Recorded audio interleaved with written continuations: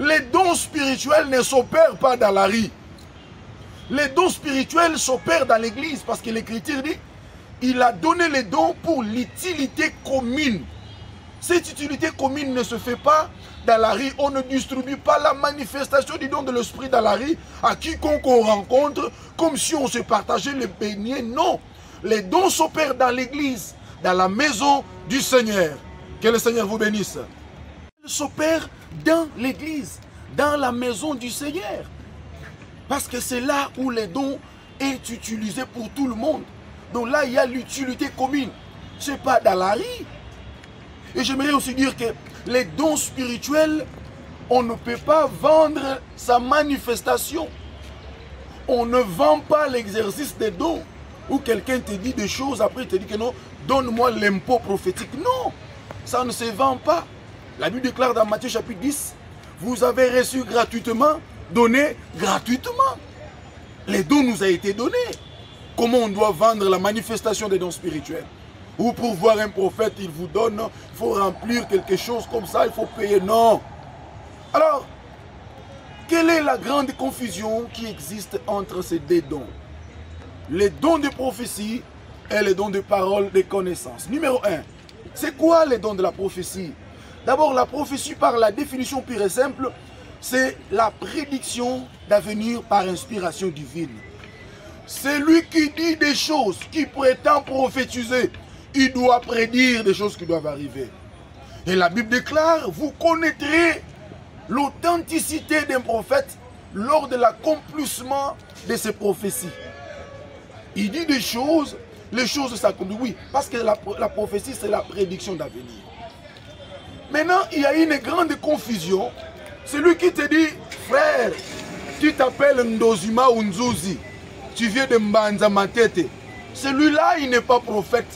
Il a les dons de parole, de connaissance, qui est une capacité de connaître, de sonner ce qui est caché. Donc, ce que tu caches là, tes secrets professionnels, les secrets que tu as cachés dans ton cœur il y a 20 ans, 30 ans. Quand quelqu'un te dit que quand tu étais enfant, quand tu avais 12 ans, voilà ce qui t'est arrivé, voilà ce qui est arrivé à ton père, à ta mère. Là, ce n'est pas la prophétie. Là, c'est les dons de parole, de connaissances qui est entré dans l'exercice. Mais actuellement, au Congo, il y a une grande confusion entre ces deux dons. Celui qui te dit, ton numéro de téléphone 0421 29 35. Non, il n'est pas forcément prophète. Celui qui te donne l'adresse de ta maison. Celui qui te dit que ton père s'appelle Ndozima Onzuzi. Celui qui te dit que vous êtes à 15 chez vous. Celui qui cite les noms des gens. Il n'est pas forcément prophète. Celui qui donne les couleurs des sous-vêtements et les couleurs des cinglés des gens. Il n'est pas forcément prophète. Le prophète voyage dans les temps, dans le futur. Mais quand cela ne tienne, il y a d'autres prophètes qui peuvent aussi faire le voyage dans le passé. Mais la plupart des gens qui se disent prophètes, ils ont carrément les dons de parole de connaissance. Frère, hier tu avais eu les douleurs abdominales. Un prophète avait dit non. Là c'est les dons de la parole de connaissance qui est confondu avec les dons de la prophétie. Il y a aussi un autre don, qui est le don de discernement des esprits. Dans les dons de discernement des esprits, on discerne quatre sortes d'esprits. Numéro 1, on discerne l'esprit de Dieu, parce que Dieu est esprit. Numéro 2, on discerne l'esprit du diable, qui se manifeste par des démons. Numéro 3, on discerne l'esprit des anges, parce qu'il n'y a pas que les démons, il y a aussi les anges. Alléluia. Et quatrième, on discerne l'esprit de l'homme. Parce que tu es d'abord un esprit. Job chapitre 32 verset 8. La Bible déclare, en réalité dans l'homme, hein, c'est l'esprit. Donc l'homme qui te parle, ce n'est pas celui qui est devant toi, non. C'est d'abord un esprit qui anime cette molécule, cette masse de chair qui est devant votre caméra. Donc on discerne 4 sortes d'esprits.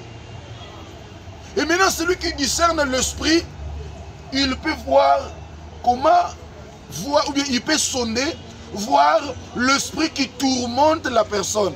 je te regarde, même pendant le service de délivrance, ce bien-aimé est possédé par un démon de Python. Je ne suis pas prophète. Je discernais l'esprit qui possède les frères. Je te vois lutter sur le lit de l'hôpital. Ah, ce frère ici, c'est un démon qui a étouffé son cœur. Je ne suis pas prophète. J'ai discerné l'esprit qui possède le bien-aimé. C'est pourquoi il y a une grande confusion à ce temps de la fin, où on confond les dons de la prophétie avec les dons de parole, des connaissances et les discernements des esprits.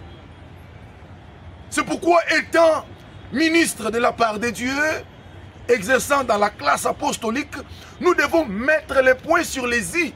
Parce qu'étant apôtre, j'ai des prérogatives ministérielles. Je suis appelé à mettre de l'ordre, rebâtir sur les anciennes ruines, ramener les gens à la foi apostolique. C'est ainsi, Élie, quand il est venu, il devait prendre le cœur des enfants et les amener au Père, et le cœur des pères aux enfants. Le cœur des enfants doit s'attacher au cœur apostolique, donc aux enseignements apostoliques. Parce que ce sont les apôtres qui ont reçu la doctrine.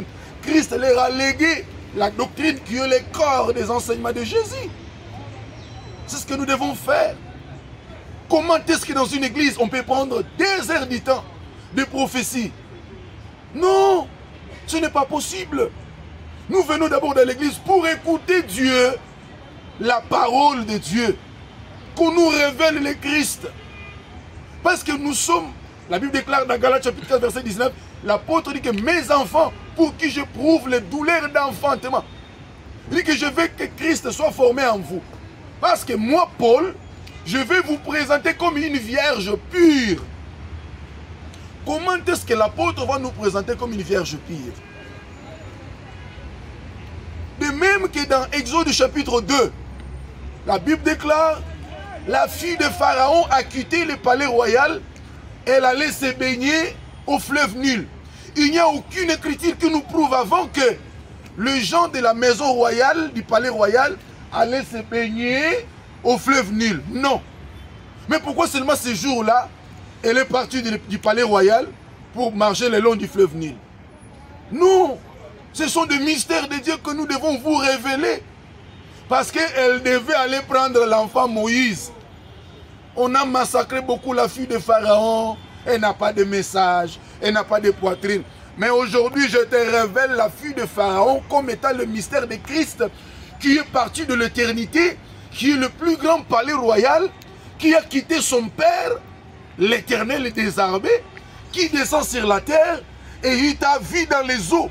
La Bible déclare dans l'Apocalypse, les eaux que tu as vues, ce sont des nations, ce sont des langues. Et on a vu le petit Moïse au bord des eaux. On l'a ramassé. Tu étais parmi les nations, l'église. On t'a pris de là, on t'a mis à part. Quand on t'amène à part, on ne va pas chercher quelqu'un d'autre. On doit chercher un hébreu comme toi. La Bible déclare quand la fille de Pharaon a ouvert la caisse, elle s'est dit que c'est un enfant beau. Et c'est aussi un hébreu. Comme c'est un hébreu, on ne peut pas l'allaiter chez une égyptienne. Alléluia. Pourquoi? Parce que, numéro 1, l'Égypte d'abord c'est un désert. Aucun Égyptien n'avait la poitrine pour allaiter Moïse. Parce qu'ils étaient dans le désert. Ils étaient privés d'eau. Ils n'avaient pas de vie en nez. Ils étaient des fontaines sans eau.